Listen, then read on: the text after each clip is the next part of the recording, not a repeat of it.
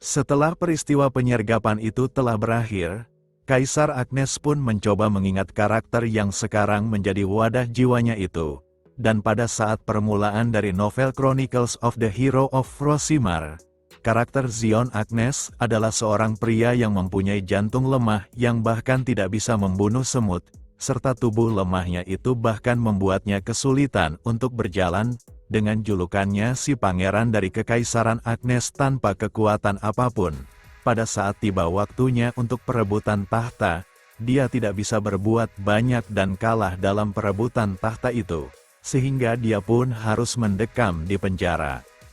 Zion Agnes, seorang pangeran yang telah ditawan, seorang karakter yang sangat memalukan untuk disebut sebuah karakter.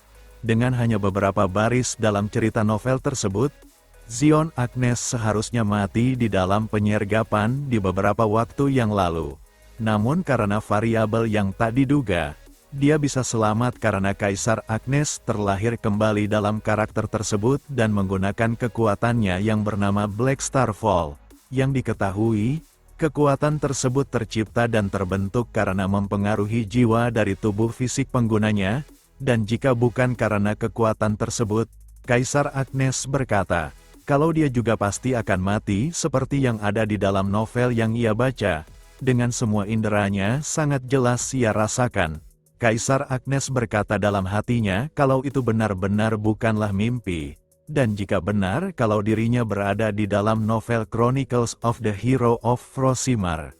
Meskipun sudah selamat dari penyergapan di beberapa waktu yang lalu, dirinya masih tidak mempunyai banyak waktu. Karena 3 tahun dari sekarang, dunia tersebut akan benar-benar berakhir. Dengan ia yang mengingat peristiwa-peristiwa penting dalam novel tersebut, seperti sang hero yang mencoba melawan Raja Iblis sendirian dan akhirnya kalah, sehingga seluruh kekaisaran akhirnya jatuh karena perbuatan para iblis. Hal itu benar-benar sangatlah buruk. Ditambah, Kaisar Agnes yang masih belum tahu seberapa banyak waktu yang ia miliki sebelum ia bisa kembali ke tubuh aslinya itu. Dia pun akhirnya meneguhkan hatinya, kalau dia tidak akan membiarkan dunia berakhir sebelum itu terjadi, dan akan mengubah cerita dari novel tersebut. Dengan ia yang tahu cerita dari novel tersebut kalau perang di antara manusia dan iblis akan terjadi 2 tahun lagi. Sebelum itu terjadi, Kaisar Agnes harus bisa menghentikan kekaisaran dari membagi kekuatannya. Namun dengan tubuh lemahnya itu, ditambah kekuatan Black Star Fall belum bisa digunakan secara sempurna, untuk karakter sampingan lemah tanpa ada yang membantu dan mengikutinya, Kaisar Agnes berkata kalau itu sangatlah mustahil. Namun, dengan perasaan yang bercampur aduk dibarengi dengan suara detakan jantung yang mengiringinya, dia malah menikmati hal tersebut, karena tantangan yang dulu hilang telah datang kembali. Sebelum mengurus masalah-masalah besar yang sudah menantinya itu, Pangeran Zion pun mencoba untuk mengurus masalah yang ada di sekitarnya terlebih dahulu seperti menemukan dalang dari penyergapan di beberapa waktu yang lalu. Dan kemudian, Pangeran Zion pun keluar dari ruangannya untuk mencoba melihat seberapa banyak orang yang cukup berani menentangnya dan berani membawa pembunuh ke dalam kastilnya itu. Dan dengan melihat reaksi Fredo pada saat ia keluar dari ruangannya tersebut, Pangeran Zion meyakini kalau itu bukanlah kejadian yang pertama kalinya, sehingga dia pun berasumsi kalau ksatria yang tidak muncul kemarin pasti terlibat dalam kejadian pada saat penyergapan itu. Saat Pangeran Zion akan keluar untuk melihat situasi yang ada di luar kastil, salah satu dari ksatria penjaga kastil tersebut pun mencoba menghentikannya. Meski Pangeran Zion berkata kalau ia cuma ingin berjalan-jalan di luar sebentar, ksatria itu tetap tidak memperbolehkan Pangeran Zion untuk keluar dari kastil tersebut dengan alasan kalau dia telah diperintahkan untuk tidak membiarkan Pangeran Zion keluar dari kastilnya itu. Dan dengan tatapannya yang tajam, Pangeran Zion pun berkata kepada ksatria tersebut, siapa yang berani memberikan perintah itu kepadanya.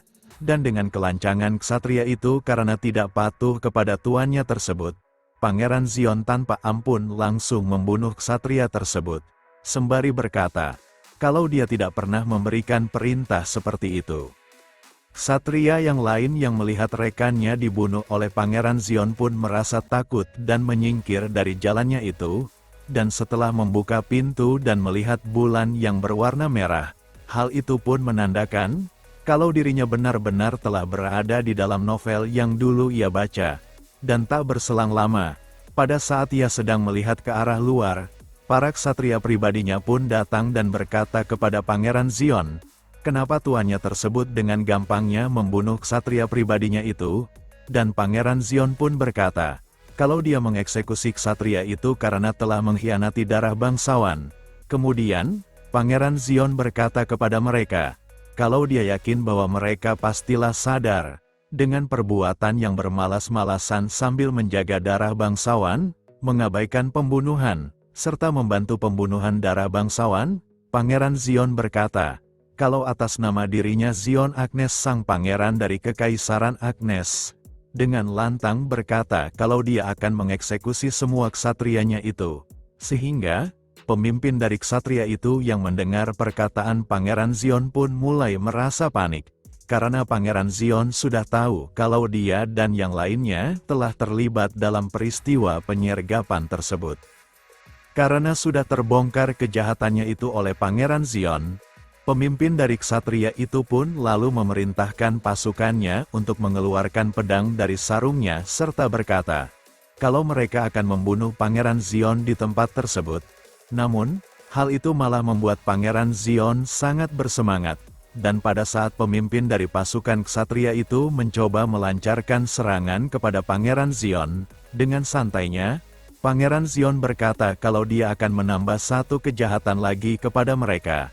Dan setelah berhasil menghindari serangan yang dilancarkan oleh pemimpin ksatria tersebut, Pangeran Zion pun menyerang balik dan langsung membunuh pemimpin ksatria itu hanya dengan tangannya saja. Sembari ia berkata, kalau dia akan menambah satu kejahatan bagi mereka, karena telah berani mencoba membunuhnya selaku tuan mereka dan sang pangeran dari Kekaisaran Agnes.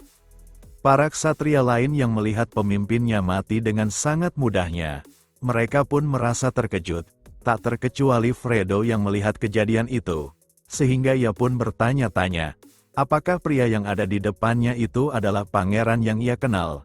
Dan di sisi Pangeran Zion, setelah membunuh pemimpin ksatria itu, dia pun lalu berkata kepada yang lain, kalau itu adalah sebuah peringatan bagi mereka yang berani macam-macam kepadanya, dan dimulai di detik itu, jika ada kejadian yang terjadi di dalam kastil sampai bocor keluar kastil, dengan aura yang mengintimidasi, Pangeran Zion berkata kalau dia akan membunuh mereka yang telah berkhianat kepadanya. Dan mereka pun akhirnya patuh kembali, karena mereka tidak mau mengalami hal yang sama seperti pemimpin mereka. Keesokan harinya, setelah ia selesai melakukan pelatihannya, dengan kemajuannya yang bisa dibilang sangatlah pesat, Pangeran Zion meyakini, kalau kemampuan Black Star Fall yang ia miliki akan dengan cepat bisa naik ke tingkat 1 star, dan tak berselang lama, Fredo pun datang dan menyampaikan, kalau Pangeran Zion kedatangan seorang tamu, dan diketahui, tamu tersebut adalah Nona Priscilla. Priscilla Barmel adalah salah satu karakter dari novel Chronicles of Frosimar, dan akan mendapatkan julukan sebagai Princess of Misfortune di kemudian hari, serta dia juga adalah tunangan dari Pangeran Zion, dan setelah Pangeran Zion menemui Priscilla Barmel, setelah meneguk teh yang telah disajikan, Priscilla Barmel pun lalu berkata kepada Pangeran Zion, kalau dia datang ke tempat tersebut hanya ingin menyampaikan, kalau dia ingin membatalkan pertunangannya dengan Pangeran Zion. Next, kita lanjut di part selanjutnya. Terima kasih.